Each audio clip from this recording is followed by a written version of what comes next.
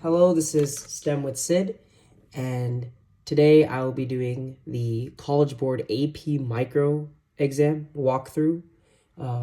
This will be separated into a couple videos each doing 10 questions, and I know it's not really STEM, but it's economics, pretty interesting subject, so let's start.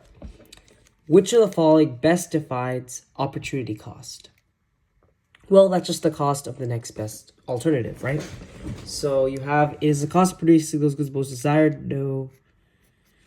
It is the cost of input mix that will lead to the greatest rate of growth? No.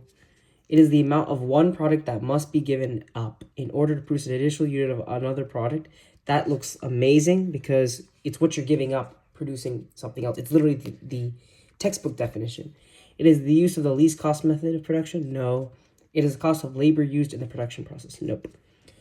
Which of the following explains why a production possibilities curve is often represented as a concave bowed out curve in the origin? So this right here for the PPC. That's because increasing opportunity costs. So that's E. It's not the law of demand or supply. It's not constant returns to scale.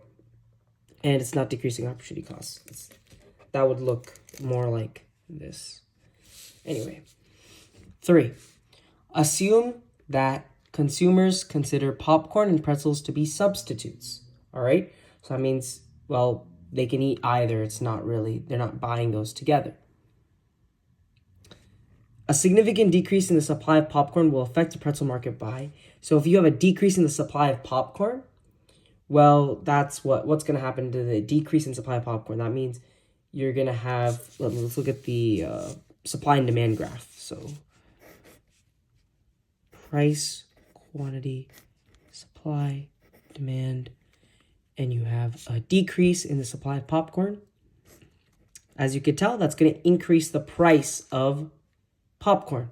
So now, if you have an increase in price of popcorn, well, and they're substitutes, more people are going to buy pretzels. So you're going to have an increase in the demand of pretzels, right? So this is automatically wrong. This is automatically wrong, and this is automatically wrong. Now, increasing the demand for pretzels, let's look at that. Increasing the demand for pretzels will, in fact, increase the price. That makes sense. So B should be the answer there, right? Question 4. In the market depicted in the diagram above, if the government imposes a price ceiling of $1 per gallon of gasoline, which of the following will result? So you have the quantity of gasoline and the price per gallon. And the government imposes a price ceiling of $1 per gallon. So that's right here. Which of the following will result? So let's see. We have a deadweight loss, consumers, a producer surplus. Let's see. So looks like to me you're going to have a shortage because you have 12 that's demanded in billions and 6 that's only supplied. So a shortage of 6 billion gallons automatically seems right for me. It's not a surplus. It's not a surplus at all. And shortage is wrong. And then it's not neither a surplus or a shortage. All right. Assume that Clark spends his entire income on the purchase of 2 goods, X and Y. If his income and the prices of good X and Y all double, all right, then Clark will, let's see, he spends his entire income on the purchase of 2 goods. And if his income and the prices of, so if his income doubles and the prices were the same, he would double how much he would buy, but the price is also doubled. So Clark will buy the same amount of good X and good Y. All right, question 6. Suppose that a firm begins to hire workers for a newly completed plant with a fixed amount of machinery. As the firm hires additional workers, one would expect the marginal product to. So first, after you hire additional workers, you're going to have more marginal product, and then it's going to fall due to the workers stumbling across each other and all that. you're going to have a diminishing return. So it's going to rise initially, but then eventually fall. In the short run, which of the following costs must continuously decrease as output produced increases? So for this one, which of the following must continuously decrease? Okay, so if you want, let's look at the graphs we have right here. So we have the marginal cost, and we have the average total costs, and then the average variable costs, and then we have like the fixed costs. For average fixed costs, it would go down like this. Yeah, so there we go. And which of the following must continuously decrease as output produced increase? Well, as output increases, your variable cost is going to be closer to your total cost. So your fixed costs have to decrease, or your fixed costs are the same, but your average fixed cost should decrease because there's more average variable costs. So should be D here. Question 8. If the firm above produces 10 units of output, its economic profits will equal, so it produces 10. So you have the economic profit, right? So that's going to be the, let's see here. You subtract the revenue, you do the revenue, subtract the cost, okay?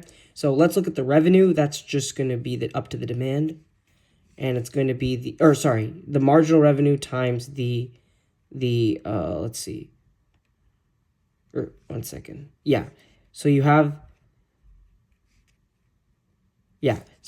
So you have the demand, which is the price that the firm is setting. The firm is setting. So 20 times 10, $200 of revenue. Subtract the cost. You go to the average total cost here. It's $150. So you have $50 of economic profit. All right. Let's look at 9. Which of the following is most likely to occur if the firm increases production beyond 10 units?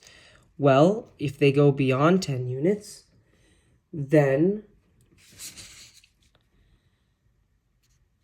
the firm looks like it should be C. The firm would have to lower its price to sell more than 10 units because, as you could see, as you increase quantity, the price goes down. So in order to sell more, you have to decrease, because not many people are willing to buy at that higher price. To sell more, you have to decrease prices.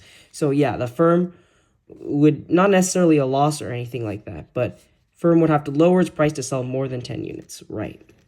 That is correct, because you look where MC equals MR, charge up the price, and when you want to produce more, you would have to reduce this price. Right. So C. Okay, last question for this video, number 10. Which of the following statements about a constant cost perfect competitive industry in long run equilibrium must be true? So let's look. Constant cost perfectly competitive industry. All right. An increase in demand will cause no change in the long run. This is automatically right. I see that because a long run equilibrium price is not affected by demand, an increase in demand, because it'll just shift, it'll just go back to what it is supposed to be in the long run, basically. Increase in demand will cause no change in the long run equilibrium quantity. So let's see. This is wrong because you're in the long run, you're going to have if you have an increase in demand, you're going to have an increase in the long run equilibrium quantity, but you're not going to have an increase in the price, all right?